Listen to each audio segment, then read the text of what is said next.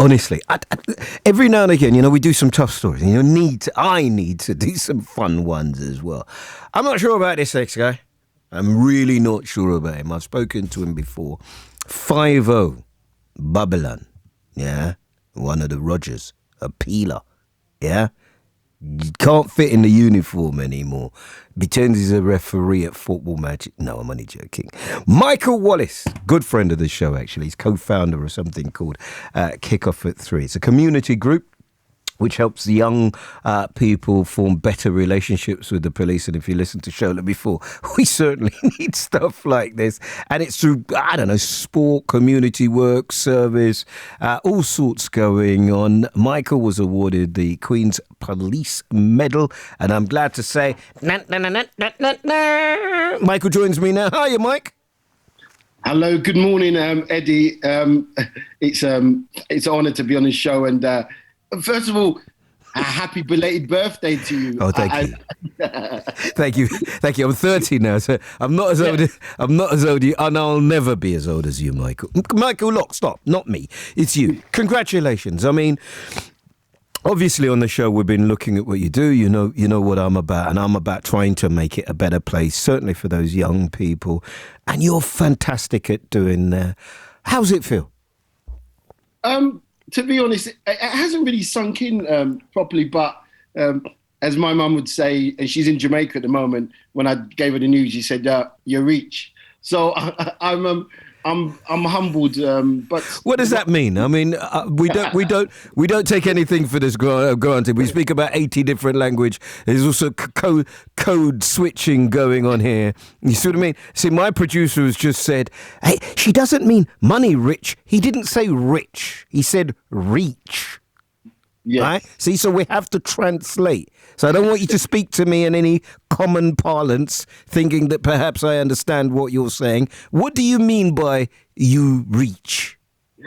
So my parents are from Jamaica, and it's a phrase that's used a lot in the West Indies.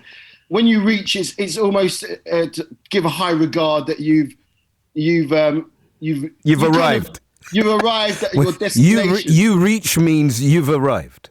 I've arrived at the destination. No, you haven't. No, you haven't. I'll put you in here to bring you back. You ain't reached nowhere. You ain't reached yet. You still got a lot of work to do. I mean, just so because some people won't know our conversations about the sorts of stuff that you've been doing. You've been on this show probably more times than anybody in its new kind of form. Just tell us the sorts of stuff you've been doing. Yeah, certainly, Eddie. So, for anybody who doesn't know, I'm a serving police officer in the Metropolitan Police. I'm also sit on the executive committee of the Black Police Association, which I proudly sit on a portfolio of youth community engagement. But outside of the police, I do a lot of voluntary charity work with Ashley Levin, which you've had on your show, who's not a police officer. He's a very much, I call him a community activist. He's very passionate about helping young people like ourselves. And we co-founded Kickoff at 3 in 2017. And the whole aim of the initiative is to give young people hope, inspiration, build better and positive relationship between the young people and the police and the community. And most importantly, it's about inspiring them, like I mentioned about reach, inspire them to reach the destination of whatever they want to do in life. Education, music, sport, lawyers, doctors, police officers, whatever they want to do, they can reach their destination. And probably it's never more needed than now?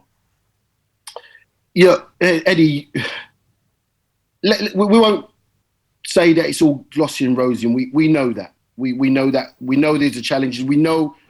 Yeah, but you don't worry about that. Don't worry about it.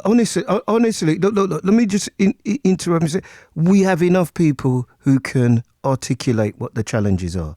And the reason that I've had you on the show more than once, and the reason that you're on here now to be celebrated is because you're part of the solution.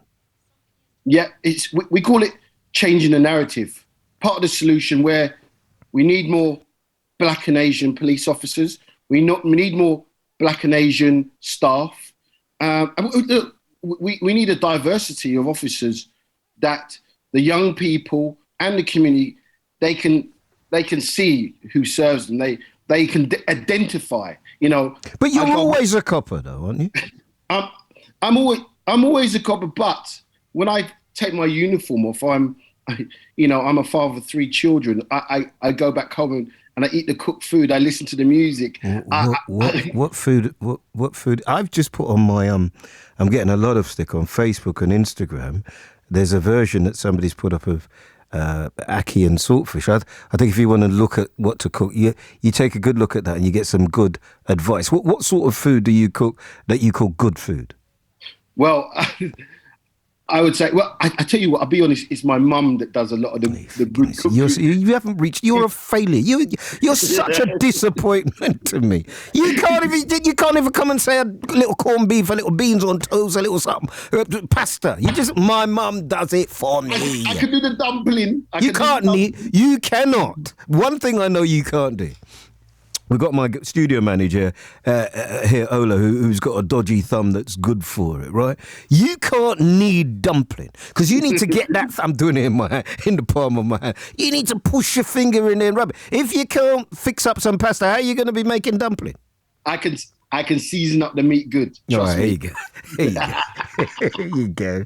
Is food? I think food. I mean, you're doing it through activity and football and stuff. But eating food together, kind of chilling together, I've found a really great way of meeting, finding out about people and whatever. Do you ever get into that with the youngsters? Definitely. Part of our events, we have food, young people, our culture, we love food and music. A little rum punch, but obviously off duty, of course. But you're not taking people's children and giving them rum punch, right? No. You'll get me locked up, Eddie, man. You get me locked up. How can I get you locked up? You're the police. How can you get locked up? You are the police. Don't give people people's children rum punch. No, but I mean, they have to trust you, right? And I can hear you grappling with a couple of things today. So I'm going to ask you, how do you do that? Because quite a lot of the time, police, Babylon, beasts, whatever they call them, is a pejorative. And young people, I don't know where they get it from, but almost from their parents, perhaps, don't trust police. How do you get to them? How do you get them to know you, trust you, love you? How do you do that bit of it? The key is time and mentoring, building relationships. I can give you a prime example. A couple of young people that are going to star in a new Blacks Can't Swim film released the 4th of July. Is that Ed? That is Ed. Ed and Kira is doing amazing things. But we've been mentoring, diverting, and testimony. These young people, they've trusted me. Their parents have trusted in me. What, to swim? Can you swim? I can swim. I taught myself. Mike. I can swim. I'm not the police. I'm not the sergeant. Talk to me properly. Michael, can you swim? Honestly, I can swim. You ask Ed, he see me swimming. I can swim. Black people can swim, but however, there's a lot of work to be done. White men can't jump, but black people can't swim. That's what the book says, isn't it? Isn't that what the book says? No, I mean, listen, I'm talking to you because I want you to know, in terms of the difficult stories that are out there, and you know the stories of the Met Police, I'm not going through that with you. It's the second anniversary of Bieber and Nicole. To have someone on who's trying to do something, who's touching people, who's making a difference, it is my joy and my pleasure to celebrate what you and your team are doing. So please carry on. It's a great story. And have you been to get it yet? Have I been to what? Sorry? Have you been to get it yet, the medal? No. I'm waiting for the invitation where I can shine up my shoes and... Yeah, right. So don't steal anything from the palace. Make sure you use the toilet. I'm just going to give you the tips that I got. Make sure you use the toilet because they're very nice toilets they are. They say you can only bring 2 or whatever, but if you send a message, you can bring more people. Make sure, because it's a day, yeah? Right. Make sure you get good photographs. Yes, Yes. as my mum would say, bring a photographer with you. Make sure, because those pictures will last forever. Yes. But here's the problem now, because I've seen you. You're obliged to go in the uniform, aren't you? Well, I'm obliged to go to uniform. Yes, I am. It still fit you? Well, listen, I'm working on it. I'm working on it. Too much of the hard food. I'm working on it, Eddie. You got leave the bread. It's the bread and the dumpling. The harder Have bread, yes, have the same definitely. food. Just leave the dumpling. Leave the bread. Yeah, and just work it through, and then you'll be all right. Take some senna tea, and then you'll be fine. Listen to us. Well, I'm on the cornmeal porridge at the moment, Eddie. In the morning alone, though, right? Have it in the morning, and then In the morning. whatever. Heavy Look, stuff. look after yourself. Well done for what you're doing, and thank you Eddie. for taking it in good spirit. Well done for helping those young people. Hopefully, they'll be all that they can be, and it's an absolute joy and an honour for me to be talking to you. Thank you very much for what you do. So there you go. And there are people that have been honoured, and it's a special honour, isn't it, this year with the Queen's Diamond Jubilee? And it's fantastic to be able to do something positive like that and to speak to people like that. We've got lots to come in the show, but